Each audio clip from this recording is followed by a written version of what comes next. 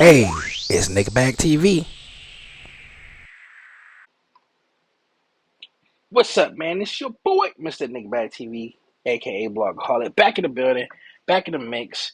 And let's get into this, man. Camron and Mace, it is what it is. Podcast, sports show. Um, I don't know the culture, television. Who knows what title they're using right now? But I got a question, man. Do you guys think the Is What It Is show with Camron and Mace? Do you think it's gonna last? Do you think this podcast is the next big thing on the internet? What y'all thoughts on this podcast? Me personally, man, um, and I'll be honest with you, man. I'll be surprised if Cam and Mace is still doing this a year from now, meaning next summer, will they still be doing this? Because I don't know, man. It just seems like something they put together to chase their bag. You know, I feel like they doing it, and I mean, it is what it is. I'm not saying I don't know. I hope they fail or anything like that. I'm just saying it's kind of like just the thing to do. You know, get a podcast if you're a celebrity, and invite your celebrity friends on, and y'all just chop it up, and everybody watches it. I mean, it's an easy formula, man. They have access to celebrities and people, athletes that the average person doesn't. So I mean, yeah, people want to see, you know, rappers talk to other rappers and athletes. I guess that's what's cool now. Me personally, I don't have really it's not something that I really care to see that much. I just like to be entertained. It is what it is. Like I watched a few of their shows. Nothing. I think the only one I watched full was the Lenny Cook one. But again, having Lenny Cook on your podcast is not groundbreaking. It's not pushing anything forward. It's just doing what everybody else did. I mean, he was on 5 or 6 other podcasts. I mean, it's like all these guests, all of these whole everybody that comes on each other's shows with it's all gonna be the same thing. It's gonna be like um what you call that? Monkey see, monkey do, hot potato. So I don't know if Cam and Mace can actually make their mark in the podcast, but they are doing it. They're getting a lot of views, but I mean, but that can fall off any time. I just feel like their show it's a little bit how can I put this? It's a little bit lame. And I'm just saying, my show's lame. So I can call the people shows, and I think it's a little lame when you got these guys still kind of being so. I mean, they're so infatuated with phrases that may sound home like I guess homosexual if you want to say that. And I mean, it gets to a point where it's like, what age do you stop really caring about saying no homo, or you stop like laughing at immature like statements or things that can kind of be a segue into some type of sexual orientation or some sexual episode. Like, when do you stop actually like laughing at that? Like, when do you? What age is it when you kind of was about to say, "Pay 69" and you stop laughing? You're like, she said 69. When does the Beavis and Butthead thing kind of end? That's what I'm trying to figure out. Like, it's weird to me this when these guys do that. I think Cameron.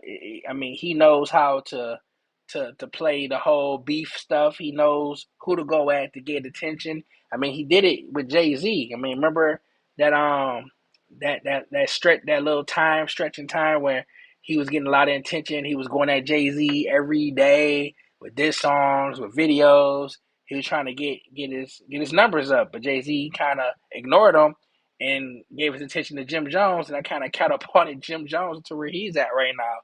I mean, that's just my opinion. So Cameron, he knows, how to get the controversy, how to get the beef, quote unquote, beef started. And I think that's going to be kind of his mo right now to get the whole thing going. He's going to be aggressive at going at different people. So we can start seeing that, and I don't know how that's going to actually create longevity for these guys, but I mean, it's gonna be fun while it lasts. Like I said, I don't see these guys doing this together or apart within the next year. I can see Camron maybe doing something like this by itself or latching on to somebody else. I just think Mace, he's gonna get uninterested in it and kind of fall off. So I don't see Mace, definitely. I don't even think Mace will be around by the end of the year. That's my prediction. I think Mace is gonna say, you know what, this ain't me. I'm gonna let Killer keep it. I'm just gonna come on every now and then because that's what Mace is, man. Poof, he's gone. Take him to church. Take him to church. Father, forgive him. I'm gonna take him to church. Like, yeah, turn around, poof, he's gone, man. So Mace is known for, you know, popping in and popping out right quick. So I don't see Mace lasting with at the end of the year, man. But this show, I'm kind of interested to see how far it's gonna go. I mean, they're getting a good guess. I think it has Stephen A. Smith on there, and it's like, okay, I don't understand why. I didn't watch it. I know it was a big deal for some people, but it's just a name, man. Like that, what this show is gonna be about, just having names on there. And another thing I don't really appreciate about the show, it kind of it gets that Wendy Williams vibe. When they talk about all the gossip and stuff that's going on, and it's like, is this what grown men want to spend their time like listening to or watching? Like two men queening, spilling tea all day. Because that's where I think it's going to come to, man.